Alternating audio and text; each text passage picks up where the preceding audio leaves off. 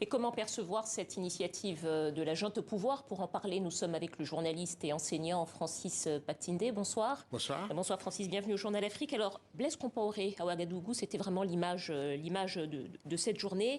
Je rappelle que l'ancien président a été chassé du pouvoir en 2014, qu'il est exilé en Côte d'Ivoire et qu'il a été condamné à la perpétuité pour un des assassinats les plus retentissants de l'histoire politique africaine, le meurtre de Thomas Sankara, l'ancien président. Comment est-ce qu'on peut expliquer cette décision de la junte militaire au pouvoir de l'associer à cette rencontre? D'abord, vous oubliez qu'il est devenu citoyen ivoirien. Absolument.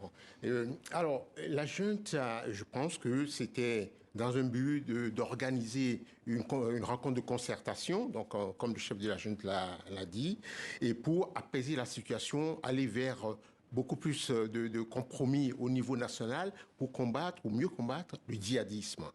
Donc, on peut admettre que Blaise Compaoré participe à cette concertation. Ce qu'il aurait pu faire, c'est envoyer une contribution écrite d'Abidjan, ou mieux, comme beaucoup de chefs d'État l'ont fait ces dernières années, que ce soit à partir d'Addis Abeba ou d'Abuja, c'est de faire en visioconférence.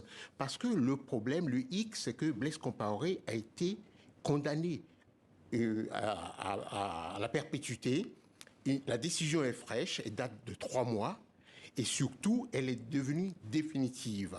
C'est-à-dire que ses avocats n'ont pas fait appel, donc cette décision est devenue définitive. Et qu'il y a même un mandat d'arrêt international. Il y a un mandat d'arrêt international contre lui et on a le sentiment que le chef de la junte, le colonel Damiba, s'est assis sur une décision de justice. C'est à ce point vrai que les syndicats des magistrats, le Conseil supérieur de la magistrature, donc, se sont élevés contre cette façon de procéder. Parce que vous savez, c'est comme s'ils ramenaient à zéro et toute la magistrature, toute une décision des juges. Et je vous fais remarquer que le procès a été suspendu un moment, mais après le coup d'État, il y a eu le feu vert pour que le procès se poursuive.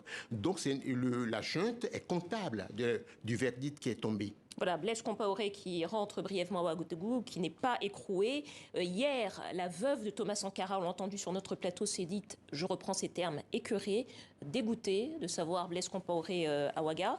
Mais l'ancien président Compaoré a encore des partisans. Je vous propose de les écouter, propos recueillis auprès de Burkinabés vivant en Côte d'Ivoire.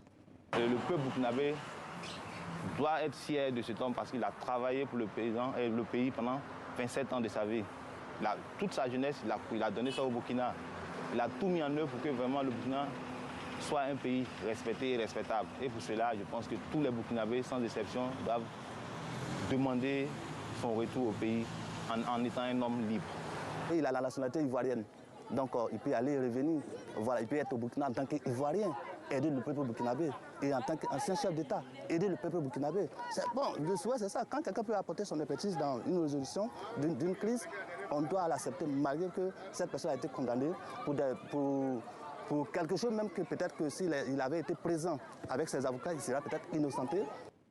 Voilà, propos recueillis par Christelle Pire à Abidjan. Francis, on ne l'entend pas ici, mais cette nostalgie Compaoré prospère notamment depuis la crise du Sahel et depuis les attentats, la vague d'attentats au Burkina Faso. Est-ce que Blaise Compaoré peut véritablement contribuer à résoudre cette crise sécuritaire et terroriste dans le pays? À l'évidence, il a une expertise. Il a quand même fait 27 ans à la tête du Burkina Faso. Certains, ses contempteurs disent qu'il était de connivence avec certains des chefs djihadistes. Vous savez qu'il était devenu maître dans la libération des otages occidentaux enlevés dans le Sahel. Le problème, c'est que beaucoup d'eau est passée sous les ponts, vous voyez. Donc, Blaise Compaoré revient aujourd'hui et finalement, il cristallise les passions.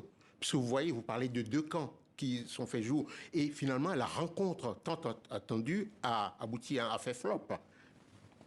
Merci beaucoup, Francis Patindé, journaliste, enseignant, auteur. Merci à vous pour ces précisions.